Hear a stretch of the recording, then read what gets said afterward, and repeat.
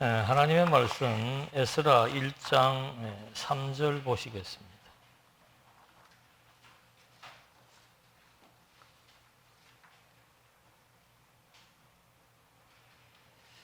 에스라 1장 3절. 이스라엘의 하나님은 참 신이라. 너희 중에 그의 백성된 자는 다 유다 예루살렘으로 올라가서 이스라엘의 하나님 여호와의 성전을 건축하라. 그는 예루살렘에 계신 하나님이시라. 물론 이 말은 바사왕 고레스가 이스라엘 백성들에게 지금 선포하는 내용입니다.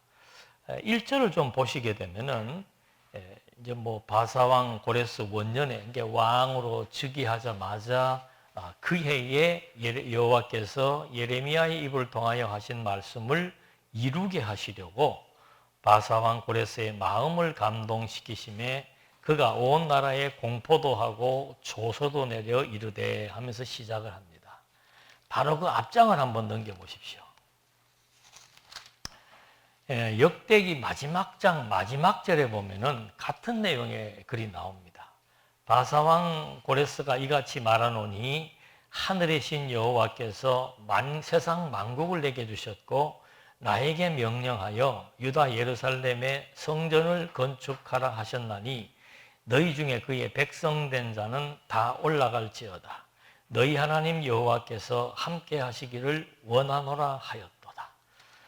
역대기서도 에스라가 기록을 했고 이 에스라서도 에스라가 기록을 했는데 역대기의 마지막 내용은 이제 포로로 잡혀가기 전, 그리고 이제 에스라가 지금 이 성전 회복에 대한 내용을 촉구하는 그런 내용이 이제 같이 겹치면서 소개가 되고 있습니다. 그러니까 역대기 마지막 장은 그 70년 전과 후가 압축된 그런 내용이고, 이제 에스라에서는 정말로 이제 회복된 첫 번째 사역을 하나님께서 바사, 지금으로 말하면은 이란입니다. 이란 왕 이 바사를 통해서 이 엄청난 일을 지금 시작해 나가신다라고 하는 거. 여기에 대해서 우리도 조금 궁금증을 가져야 됩니다. 아니, 일을 하시려면 물론 그동안 선지자들이 많이 얘기를 했고, 또 직접적으로 일을 시행하실 때도 이 나라의 어떤 스룹바벨이나 또는 어떤 선지자를 통해서 이렇게 명령을 촉구할 수 있는데, 하나님께서 그 시대의 역사들을 활용하시고 또 유대인들에게 이방 나라 왕이 여호와의 명령을 우리에게 촉구하면서 성전을 제거하라고 그런다. 이거는 이 유대인들로 들으면 굉장히 충격적일 수도 있고, 이거 정말 이방 왕을 통해서도 이런 일을 하시는 거 보니까 정말로 하나님은 살아계시며 당신의 뜻을 이방 왕을 통해서도 펼치는구나 라고 하는 어떤 그 전제적 지식을 갖게 됩니다. 또 하나의 궁금증은 뭔가 하면은, 아니, 이방 왕 바사가 어떻게 여호와를 알고 여호와의 뜻을 이렇게 막 선포하고 촉구하고, 어명이죠. 옛날로 말하면 어명이고 그런 담화문을 이제 백성들에게 발표를 한 겁니다.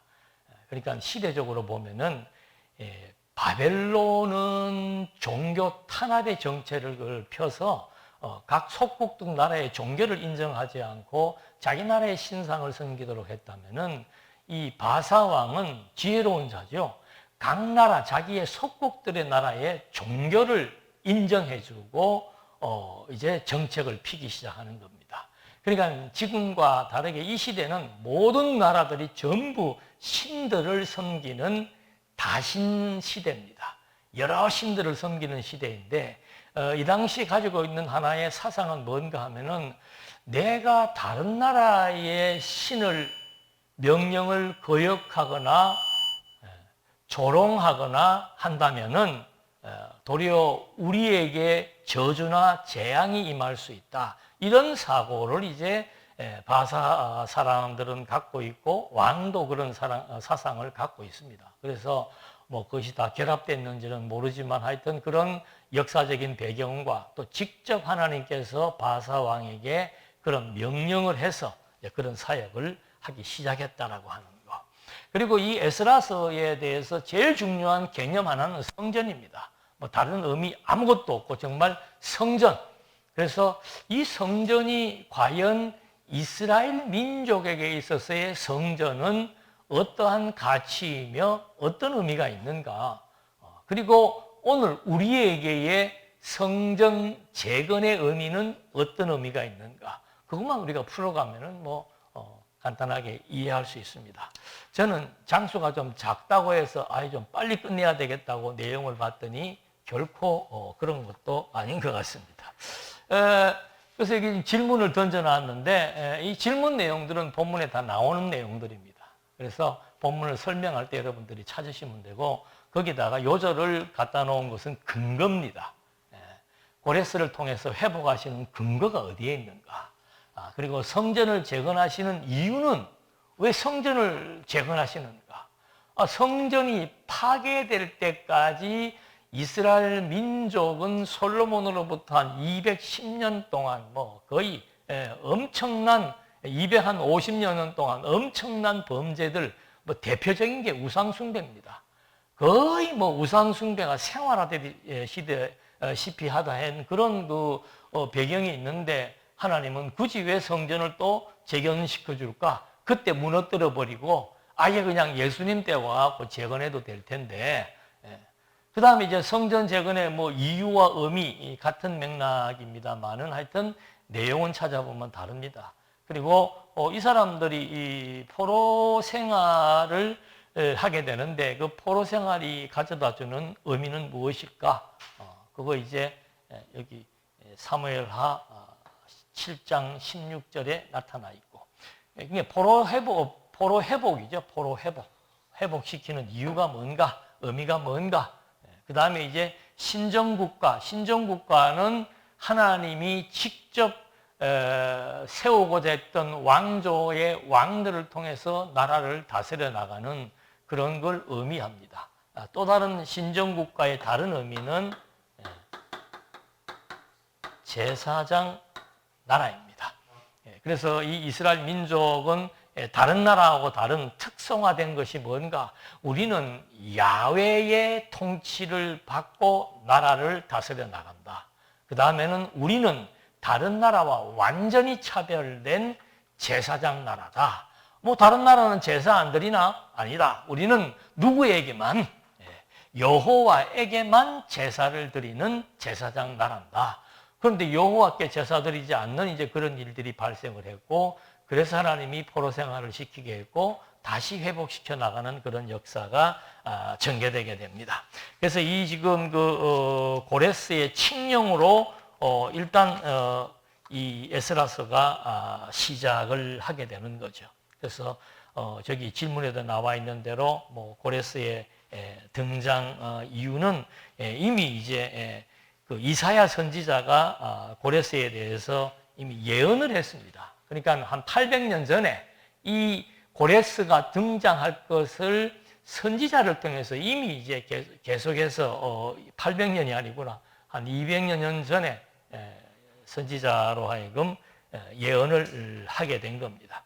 그래서 그 예언대로 이제 지금 에스라가 시작을 하게 되는 것이고 그 예언이 이제 44장 28절이 되겠죠. 그 다음에 이제 그 예언에 의해서 파사왕 고레스가 등장을 했는데 그 예언 내용이 보게 되면은 고레스에 대하여는 여호와께서 하시는 말씀입니다. 내 목자라.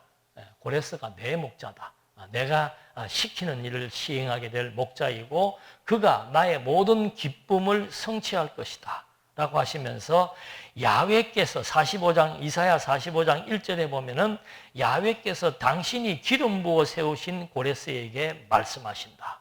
이건 하나님께서 고레스에게 기름을 부은 적은 없습니다. 그냥 하나님이 세운 왕이라는 의미예요. 유대인들은 기름을 부어야 왕이 되기 때문에 고레스는 하나님이 기름 부었다. 그 얘기를 지금 해주는 겁니다. 그 고레스에게 기름을 부어서 그 고레스로 말미암아 주변에 모든 나라들을 다 제압하고 또 주변 나라들의 왕들을 무장 해제시키는 그런 역할을 하도록 하나님이 세우셨다는 겁니다. 그래서 이것이 이사야 선지자의 예언에 의해서 등장을 하게 됐고, 그 다음에 이제 고레스가 그 칙령을 내리는 이유도 이사야 45장 4절에 보면은 이스라엘을 도우라고, 고레스를 세운 이유는 이스라엘을 도우라고 하나님께서 세웠다고 말합니다. 그러면서 나는 너를 지명하여 불렀다. 나를 알지도 못하는 너에게 이 직위를 내렸다. 무슨 직위? 바로 이스라엘 백성들을 잘 다스리도록 또 잘 그들에게 도움을 주도록 그렇게 직위를 내렸다. 그러면서 이제 이 이사야를 통한 예언의 내용이 나옵니다. 그리고 세 번째는 뭔가 하면 이제 포로 귀환에 대한 선포입니다. 포로 귀환에 대해서 이거 지금 제가 일일이 말씀드리는 이유가 지금 이 민족의 역사, 지금까지 오게 되는 에스라 시대까지 오게 되는 모든 역사, 에스라 시대의 역사가 그냥 이방왕 바사가 어떻게 마음이 동해가지고 이 민족을 잘해주는 그런 차원이 아니고 계속해서 몇백 년 전부터 계속되는 선지자들의 예언을 통해서 이 회복이 될 때 어떻게 회복이 되며 누구에 의해서 회복될 것을 예언을 해주는 겁니다. 그래야 이스라엘의 이 민족들이 성전 재건이라고 하는 과정을 통해서 정말 하나님은 언약대로 이루시는 여호와로 살아 존재하신다는 사실을 백성들에게 확정시켜주기 위한 겁니다. 그래서 이런 그 섭리의 의도 가운데서 이제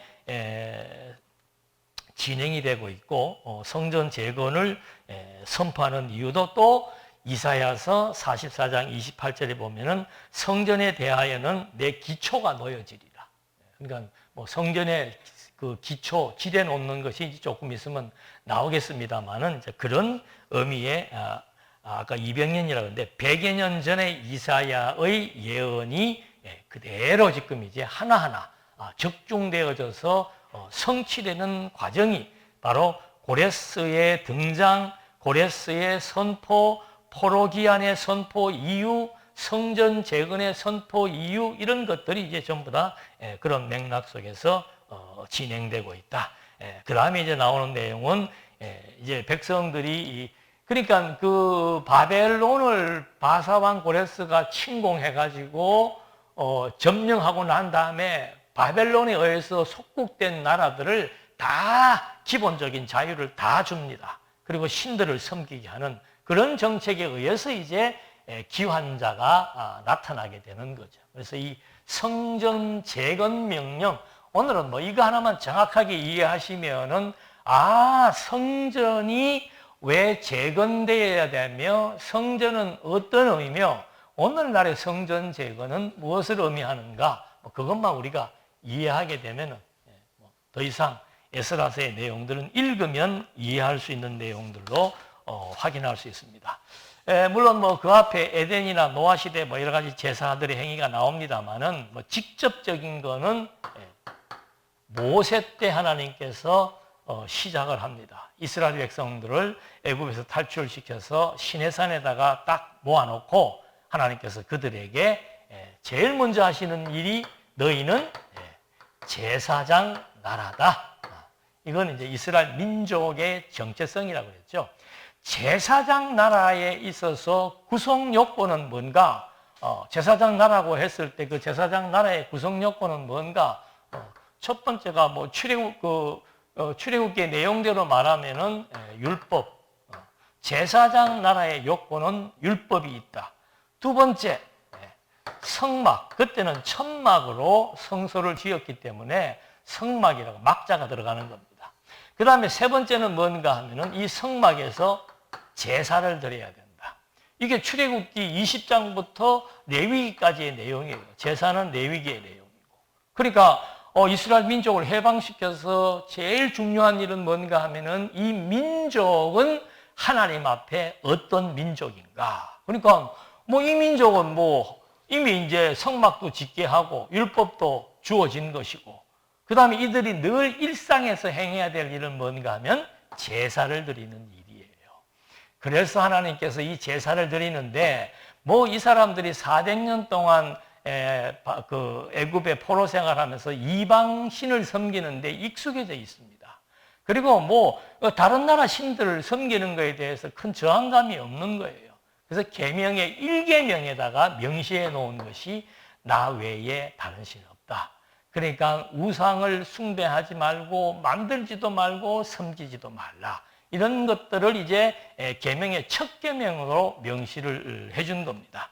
그래서 이렇게 이제 하시면서 복과 저주를 선언합니다. 왜 이스라엘 민족들이 성전에서 제사를 중단하고 우상 숭배했을 때 하나님이 그들에게 저주를 내리는가? 하나님은 어떤 근거를 가지고 섭리합니다. 즉흥적으로 하지 않습니다. 그래서 그 근거가 이미 신명기서에서 너희들이 우상을 숭배하게 될 것이다.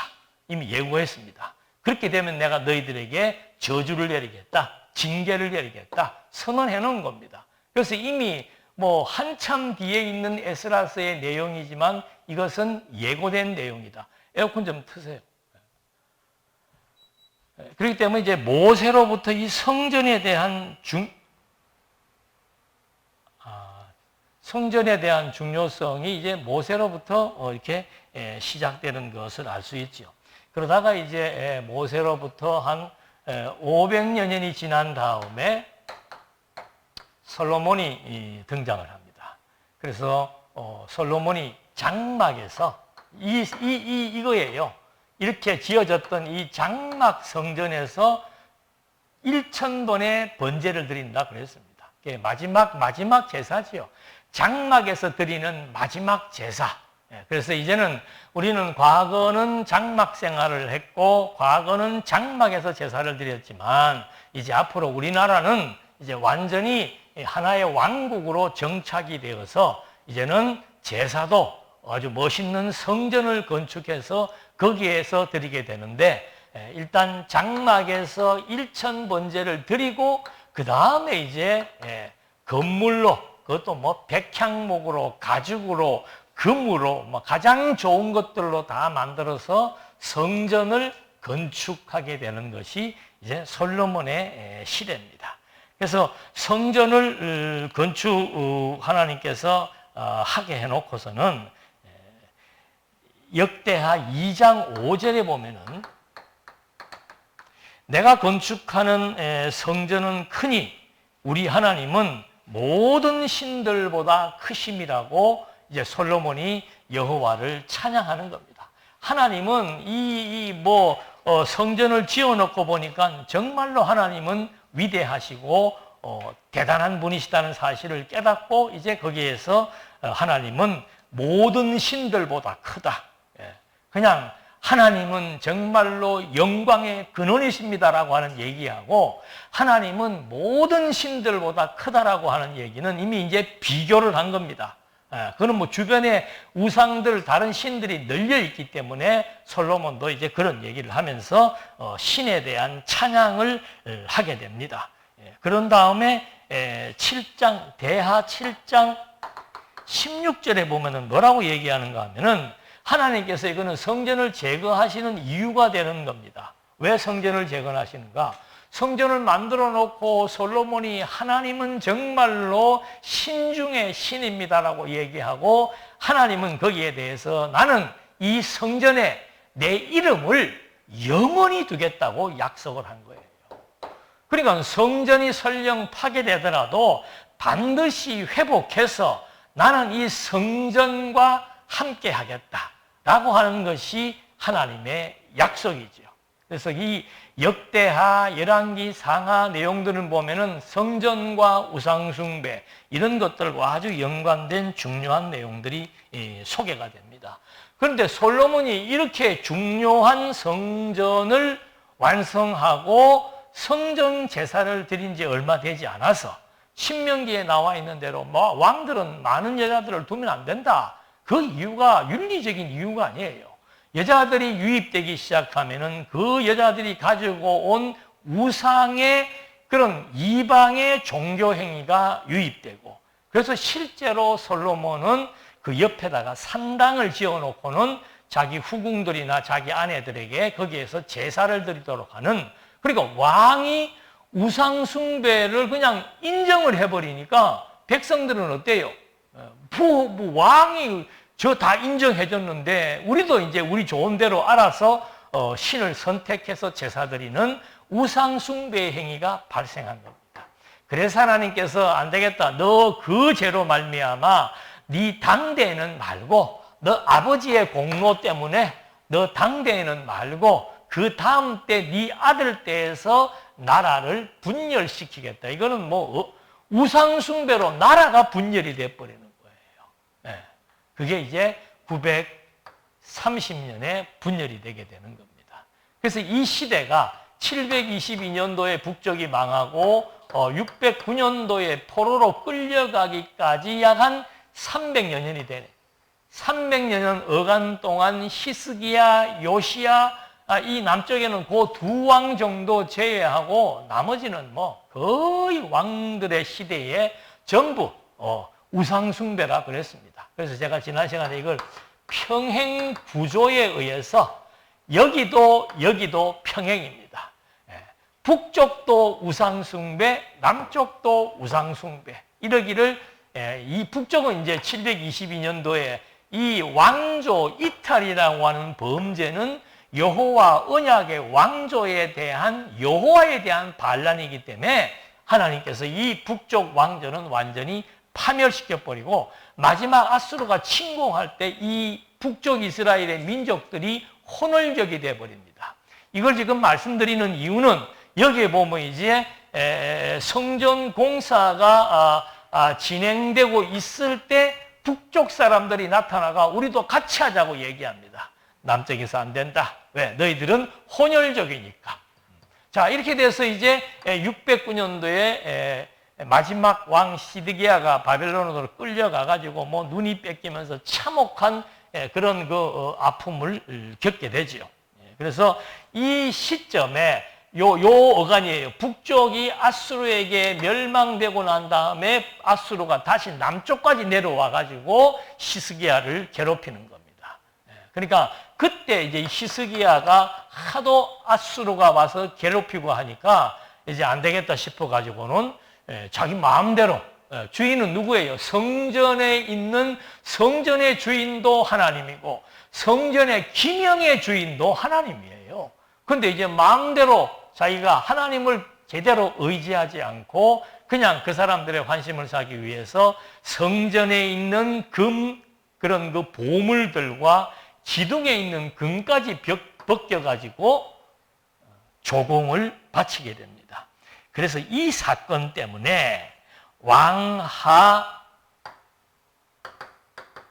8장 16절에 이 사건 때문에 이제 요것이 요때 히스기야 왕이 저지른 범죄의 내용이고, 그 다음에 20장 17절로부터 18절에는 히스기야의 이 범죄가 근본적인 이유는 이 300여 년 동안에 발생했던 우상 숭배고, 직접적인 원인은 뭔가 하면은 히스기야가 쉽게 얘기하면은 성전에 있는 모든 금부치들을 자기 것인 양 마음대로 도용해버리는 그런 결과로 바벨론에 포로를 시키겠다라고 하는 얘기가 나오게 되는 겁니다.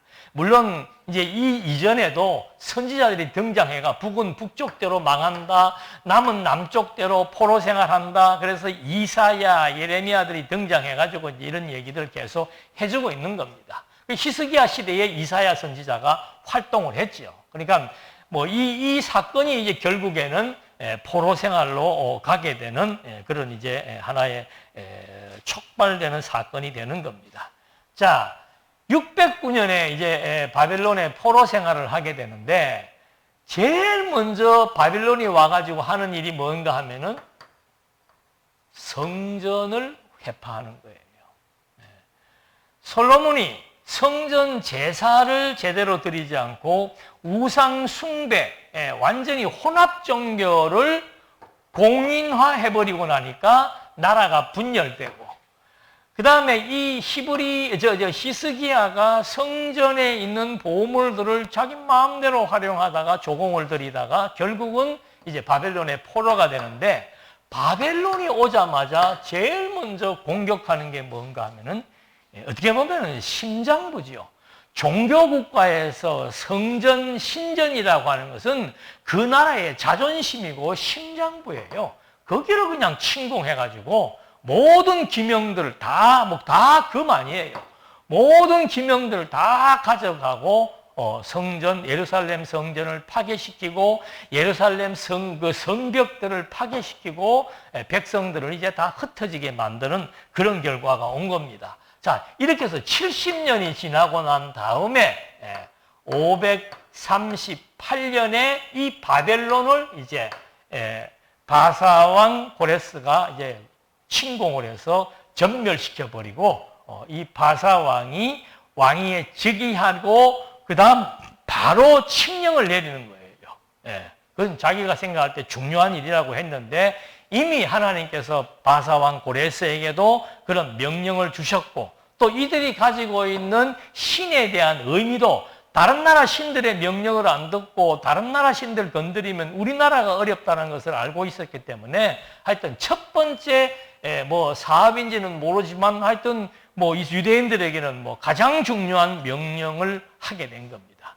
그러니까 뭐 다 온나, 오고 싶은 사람, 바벨론에 있는 사람들, 이 고향으로 오고 싶은 사람들은 다 와라고 얘기하는 겁니다. 그래서 이제 시작되는 것이 성전, 일단은 기한을, 성전이 그 칙령을 내려서 다 오라고, 이제는 괜찮다. 바벨론의 시대는 끝났고 바사왕의 시대가 왔으니 너희들은 전부 다 본국으로 귀환하고 싶은 사람들은 마음대로 하라. 그래서 이제 내려놓고는 여기에서 성전을 재건하게 되는 이제 그런 역사가 지금 이제 소개되는 내용들이죠. 그래서 성전 재건, 고레스가 등장하는 것도, 성전을 재건하게 되는 것도 이미 이 히스기야 시대에 활동했던 이사야 선지자가 다 예언했던 내용들입니다. 그 예언대로 이제 유대 국가에게 성전 재건의 운동이 벌어지게 되는 겁니다. 그런데 안타깝게도 이제 여기에도 보면 나오죠. 종교개혁이 나오고 이방인과의 자폰이 나오는데, 이제 이 범죄자들을 그 직업을 나중에 조사한 게 다 나옵니다. 제사장, 레위, 민간인 뭐 이래가지고 온 사람들이 다 이방인들과 자폰을 한 거예요.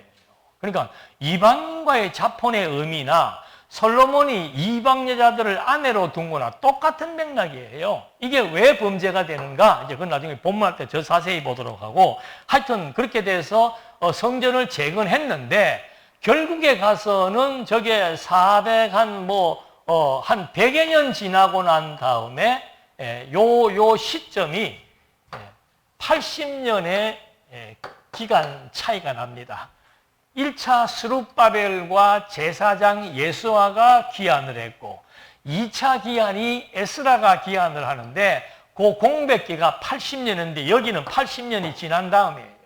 80년이 지난 다음 여기서 80년 빼면 몇 년입니까? 420년? 네.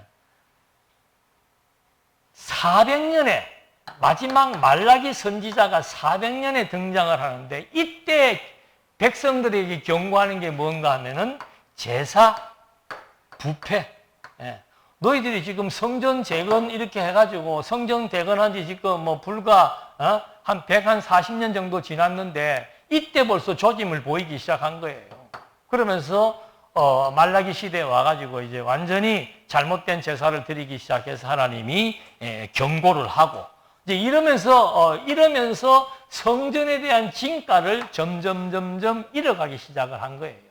그러다가 결국은 또 헬라의 속국이 되면서 164년에 제사장 마카비가 이제 완전히 혁명을 일으키죠. 왜 일으키는 이유는 뭔가? 그 헬라 사람들이 섬기는 제우스 신을 섬기게 만들고 이 성전에 마카비 시대의 이 성전 그대로 건물은 존속되는 건데 그 성전에다가 그냥 돼지 피를 뿌리고 하면서 마카비가 이제 혁명을 일으키기도 했지만 성전에서의 올바른 제사는 끊어지고 성전이 순환을 당하는 그런 역사가 쭉 진행이 되는 겁니다. 그러다가 64년에 예수님 오시기 64년에 에돔 사람 헤롯이, 요 헤롯은 복음서에 나오는 헤롯입니다. 예수님이 출생할 당시에 있던 헤롯 왕이에요. 이 사람이 이제 성전을 또 다시 수리합니다. 그 하는 이유는 뭔가 하면은 유대인들에게 좀 자기 좀 신임을 받기 위해서 분봉왕으로 파송되어 있기 때문에 에돔 사람이 유대인들을 다스린다는 게 영 유대인 입장에서는 마음에 안 들죠. 그래서 밀란을 방어하기 위해서 성전을 수리하고 다스려 나가는데 이 성전이 언제 완공되는가 하면은 20년에 시작해서 64년도에 완공이 됩니다. 예수님이 33년에 생애를 마치게 되지요. 그러니까 예수님 당시에 이제 예수님이 이 헤롯 성전, 이걸 헤롯 성전이라고 그럽니다. 그 다음에 요 538년도에 재건된 성전을 이름을 붙이면은 스룹바벨 성전이라고 그러는 거예요. 스룹바벨 총독이 주도하에 성전 재건 사업을 벌였기 때문에. 그래서 솔로몬의 성전, 그 다음에 파괴되었다가 스룹바벨에 의해서 재건되고, 그 다음에 다시 성전이 퇴락하다가 헤롯 때에 와가지고, 헤롯은 유대인도 아니고 왕조도 아니고 제사장 지파도 아닙니다. 에돔 사람에 의해서 성전이 재건되니까 이미 성전의 본 정신은 훼손되었다고 보는 거예요. 자, 이럴 때 예수님이 뭐라고 얘기를 하는가 하면은 요한복음에서 저 성전을 헐어버리라. 내가 3일 만에 다시 세우겠다는 아주 성전에 대한 새로운 개념을 예수님께서 도입을 하신 겁니다. 3일 만에 세우겠다. 근데 그 말을 그 당시에 있던 사람들은 못 알아들었는데 예수님이 뭐 하고 나니까 부활한 후에야 저 건물 성전을 헐어버리고 내가 다시 세우겠다는 말의 의미를 깨닫더라 이 말입니다. 그러니까 이때까지의 모든 성전이라고 하는 것은 구약시대에는 하나님께서 천막이나 건물의 성전을 통해서 하나님이 함께 했고 이 제사장 나라로서의 위상을 다 갖추면서 섭리했다면은 이제 그리스도가 오셔가지고 하시는 첫 번째 큰 사역은 뭔가? 당신이 죽음에서 부활해서 그 부활은 물론 우리에게 부활의 생명을 얻게 하는데 그것도 성전과 직결하는 문제입니다. 당신이 죽음에서 부활해가지고 세우신 것이 뭔가 하면은 구약시대에 있던 보이는 건물 성전을 헐어버리고 신령한 새로운 성전, 이걸 우리는 실체적인 성전, 이거는 모형적인 성전, 실체적인 성전을 그리스도의 부활의 몸으로 세워놓은 거예요. 오늘날 혹시 교회들에서 이 예배당을 성전이라고 말하시는 분들이 많이 있는데 그건 완전히 착오예요. 성전은 뭐가 성전인가? 그리스도의 부활한 몸이 성전입니다. 그래서 죽음에서 부활하사 새 생명을 얻으신 그리스도의 부활의 몸, 그게 성전이고 오늘 그리스도를 믿음으로 말미암아 그리스도로부터 주어지는 새 생명을 얻은 자들이 바로 성전이라고 성경은 말하고 있는 거예요. 그러니까 지금 시대에는 건물이 성전이 아니고 건물은 그냥 우리가 모이기 필요한 장소였지 건물 자체의 의미는 없습니다. 지금은 성전이 뭔가? 성전 그러면 그리스도의 부활을 확신해야 되고 그 그리스도의 부활로 말미암아 내가 생명을 얻게 되어서 하나님이 늘 영원히 함께 하시는 성전이 되었다는 것. 그래서 성전 재건의 진정한 의미는 구약시대에는 이렇게 훼손된 성전을 복원했지만 신약에 와서 그리스도가 진짜 재건이죠. 완전히 건물과 생명은 질이 다른 겁니다. 이 시멘트 벽돌과 생명은 본질이 다른 거예요.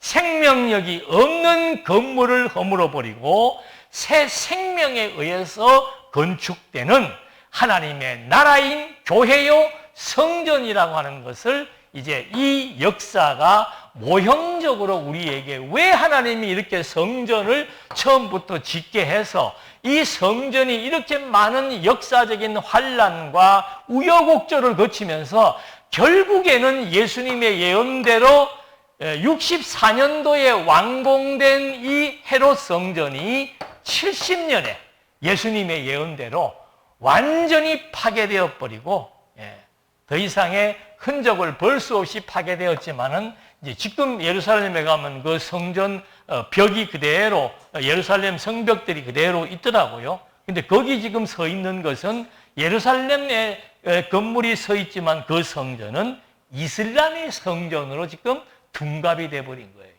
그러면 기독교가 이슬람에게 진 건가? 천만의 말씀이에요. 예루살렘 아니라 뭐 어디에 뭐 무슨 성전을 지어도 그건 우리한테 의미가 없습니다. 여러분 건물을 택하겠습니까? 생명을 택하겠습니까? 건물은 우리한테 의미가 없는 거예요. 그래서 하나님께서 그리스도로 말미암아 생명의 성전을 완공해 놓고 이것이 언제까지? 그리스도가 다시 올 때까지 생명의 성전이 확장되고 더 확산되도록 섭리하시다가 마지막 그리스도가 오실 때 하늘로부터 뭐가 내려온다고 그랬습니까? 하늘로부터 뭐 건물이 내려온 건 아니에요. 그런 묘사를 사도 요한이 한 거지요.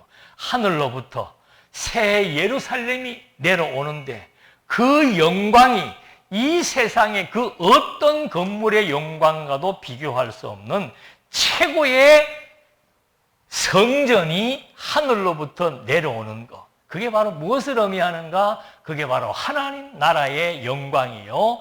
영원한 하나님의 나라를 의미하는 겁니다. 그래서 이 지금 에스라 시대의 성전은 역사적으로는 이런 과정을 거쳤지만 근본적으로는 이 성전 왜 그리스도께서 죽으셨을까? 건물로 된 성전을 회파하시고 완전히 무너뜨려 보시고 새 성전으로 하나님께서 세워나가시는 이 의미 있는 역사적 의미가 여기에 담겨져 있는 것을 이제 확인해 볼 수 있습니다. 자, 이제 간단하게 이제 정리를 하겠습니다. 자, 이렇게 해서 성전 귀한 자들을 모읍니다. 명령하고 귀한 자들을 모읍니다. 그 다음에 성전 공사가 이제 진행되는데 아까도 말씀드린 대로 북쪽 사람들이 와서 우리도 좀 같이 참여하자. 그러니까 남쪽에서 너희들은 참여하면 안 된다고 얘기를 해주는 겁니다. 그 이유는 북이스라엘과 남유다는 이제 이 역사를 통해서 완전히 분리돼 버린 거예요. 그리고 여기는 완전히 왕조가 망해버리고 나라가 망해버리고 백성들은 혼혈적이 되었기 때문에 유대인들 입장에서는 사마리아 사람들, 북이스라엘의 수도가 사마리아입니다. 사마리아 사람들은 인간 취급을 안 했는데 아니 그 사람들이 이 거룩한 하나님의 성전을 건축하는 데 와서 협조를 한다? 있을 수 없는 얘기죠. 그래서 그들과 협력하지 않는데 이제 여기에 귀한 자의 명단에 보면은 몇 개 빠졌는데 누가 등장을 하는가 하면은 이건 우리가 알아야 돼요. 스룹바벨. 왜 스룹바벨 성전이라고 했는가? 이 스룹바벨을 바사왕 고레스가 유대 나라의 총독은 스룹바벨이라고 인정을 해줬습니다. 그런데 하나님은 뭐라고 했는가? 이 스룹바벨은 내가 도장 찍어서 세운 왕이다 라고 하나님은 이 스룹바벨을 여기에서 끊어진 시드기야로부터 끊어졌던 이 왕조, 그래서 이 스룹바벨은 완전히 왕조의 후예입니다. 여호와 긴 왕의 아들, 우리가 역대기 할 때 배웠죠? 예, 여호와 김이 나오고 여호와 긴이 나오고 김이 먼저인가 긴이 먼저인가. 예? 그 다음에 시드기야가 나왔을 때 그 여호와 긴 왕의 아들 스알디엘, 그 스알디엘의 아들 스룹바벨입니다. 그러니까 스룹바벨은 유다 왕조로서의 정통성이 있는 사람이에요. 근데 바사왕 입장에서 봤을 때는 왕은 나밖에 없는데 이거 왕으로 세울 수 없잖아요. 총독으로 세웠는데 하나님이 학계 선지자를 보내가지고 스룹바벨은 하나님의 도장으로 찍은 하나님이 인정하고 인준해준 왕이다. 이걸 이제 학개에서 선지서에서 학개서 2장 23절, 학개서도 뭐 중요한 거 이거 하나밖에 없어요. 학개서 2장 23절. 스룹바벨은 하나님께서 인장으로 삼은, 하나님의 왕의 도장으로 삼은 그런 왕이라고 하는 사실을 여기서 예언을 했습니다. 그 다음에 등장하는 게 예수와 또는 뭐 여호수아라고 하는데, 이 사람은 대제사장입니다. 이 대제사장도 이 시대는 회복 시대이기 때문에 이 앞에까지만 해도 그냥 제사장을 세울 때 기름을 붓고 왕을 세울 때 기름을 붓고 하는 걸로 끝났어요. 근데 포로에서 회복되고 성전을 재건하고 그 다음에 필요한 사람이 대제사장입니다. 그래서 하나님이 이 대제사장을 세울 때 선지자 스가랴를 보내가지고 6장 11절에 보면 그게 나와요. 은과 금을 받아가지고 면류관을 만들어서 요사닥의 아들 대제사장 여호수아의 머리에 씌우라 그럽니다. 이 금관은 대제사장이 쓰지 않습니다. 그런데 금은으로 말미암아 금관을 만들어갖고 씌우라. 여기는 황금도장 왕의 의인을 가지고 스룹바벨을 하나님이 인준한 것처럼 하나님이 직접 스가랴 선지자에게 금은을 거두어서 이 대제사장 예수아에게 금관을 만들어주라. 이 말은 무엇을 의미하는가? 이 회복이 여기에서 말한 대로 이 538년도에 이스라엘 백성들이 예루살렘으로 모여들어서 유다가 회복된 것은 제사장 나라의 회복이다 이 말입니다. 그래서 성전이 먼저 재건되고 그 다음에 제사를 드릴 수 있도록 모든 제도와 규칙들을 재정비하고 그 다음에 2차 기환 때 에스라가 등장해서 아론 지파 에스라가 등장을 해서 백성들에게 율법 교육을 시행하는 것으로 전개되기 때문에 이 두 사람은 굉장히 중요한 의미가 있습니다. 그때 또 돌아온 사람이 느헤미야, 그 다음에 모르드게. 이 모르드게는 뭐 이스라엘 민족을 구한 사람이지요. 그래서 아수에로 왕의 2인자의 자리에 앉아있던 그 모르드게. 그러니까 뭐 중요한 사람들을 이제 다 귀한 자 명단에다가 딱딱딱 10명을 꼽는데 그 중에 중요한 인물 4명 정도만 이해를 하면은 되겠습니다. 참고로 이 모르드게는 베냐민 사람입니다. 그러니까 남북이 분열될 때 베냐민 반지파와 유다가 남아 있었기 때문에 회복될 때도 이 베냐민 반지파의 사람들과 유다 사람들이 예루살렘으로 많이 복귀하게 되는 겁니다. 그래서 성전 재건을 할 때도 이제 예루살렘에 다 모여서 옛 바벨론을 기억하기 위한 초막절을 이제 행사하면서 이제 성전 재건을 하게 되죠. 그러면서 여기 중요한 게 이제 진행할 때 이제 뭐 성전 그 기초 공사를 하면서 지대를 넣을 때 막 할아버지들은 막 통곡을 하고 젊은이들은 성전이 재건되는 거에 대해서 진짜 회복이잖아요. 유대인들의 회복은 제사장 나라의 회복이고 제사장 나라의 회복은 성전의 회복입니다. 제사의 회복이고 그래서 이제 완전히 이제 막 찬양을 하고 통곡을 하고 있다가 북이스라엘은 아니죠. 북쪽에 있는 사마리아 사람들이 동조하려고 하는 것을 이제 저지했더니 거의 뭐 그 사람들에 의해 가지고 완전히 16년간 중단이 돼 버립니다.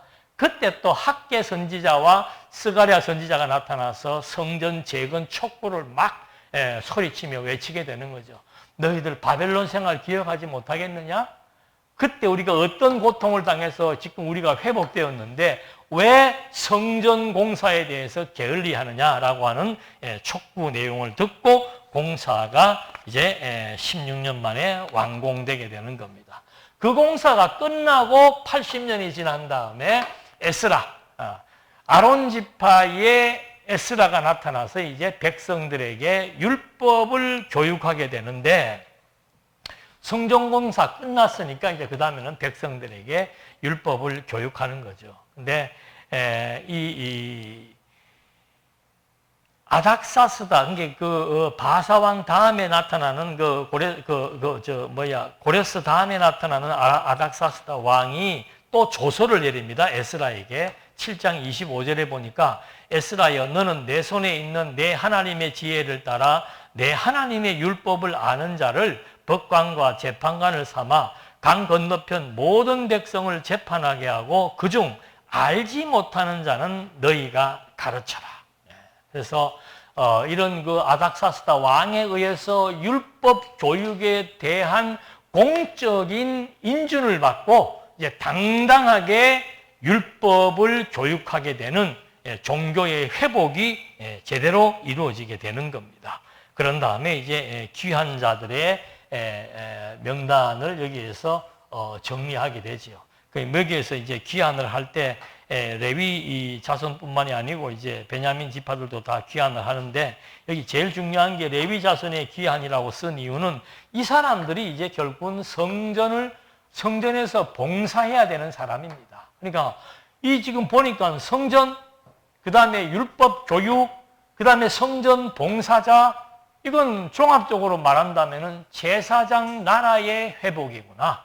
왜 하나님께서 성전을 무너지게 하시더니 성전부터 재건하실까? 그게 바로 이스라엘 민족의 정체성은 제사장 나라이기 때문이다. 이렇게 해서 레위 지파 사람들을 모아서 이제 봉사자들을 이제 다 임무를 부여하고 했는데 이 멋있는 일이 이제 기억에서 잊어버리기도 전에 이 이방 사람들과 예루살렘으로 돌아왔던 사람들 중에서 일부가 이방 사람들과 자폰을 하기 시작하는 거죠.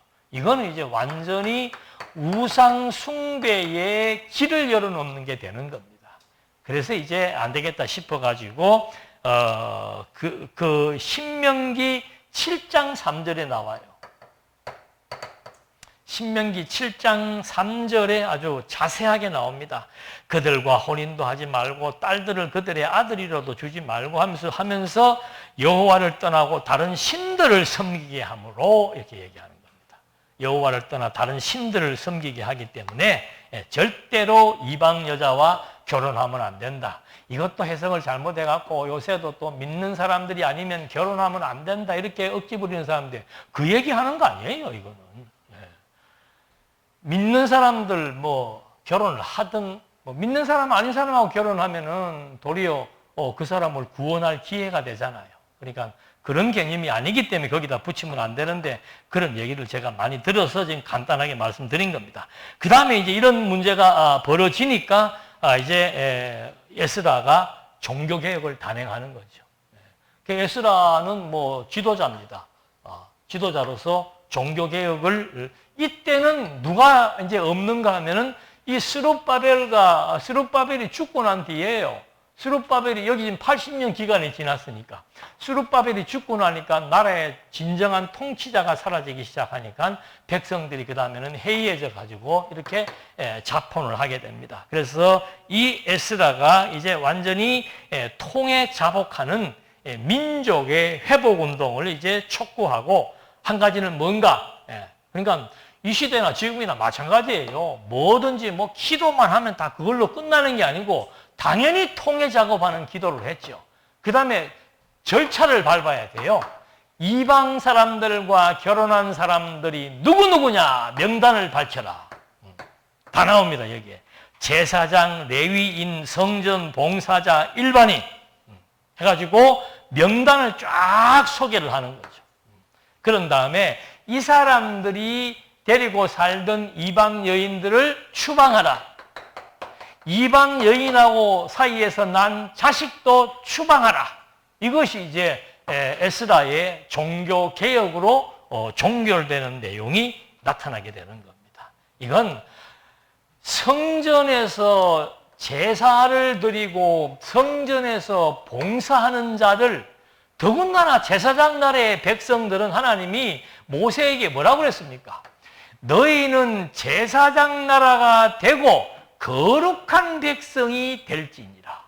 그러니까 하나님의 백성들은 이방인하고 구별되는 게 뭔가 하면은 이방인은 자기들 세속적 가치를 따라가서 종교 행위나 여러 가지 많은 풍습을 행하지만은 하나님의 백성들은 하나님이 정해준 규례와 법도에 의해서 모든 생활 전반을 하나님 앞에서 살아가야 되는 거, 그게 거룩이라고 그랬잖아요.